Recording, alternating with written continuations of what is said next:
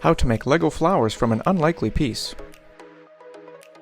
First start with some axle pins and some green connector pieces. Then use 2 of these Technic propellers and an axle with a stud on top. Next you're going to need a bunch of mini figureheads and something a little unexpected, Doctor Strange's Cloak of Levitation.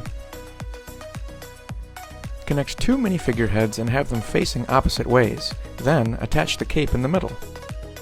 Repeat that 6 times and then place them on the Technic propeller.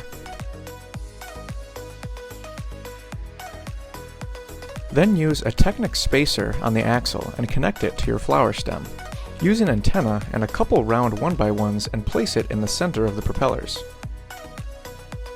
Finally, add a round 4x4 plate and something like a pumpkin to add some extra detail to the center of the flower. And with that, you now know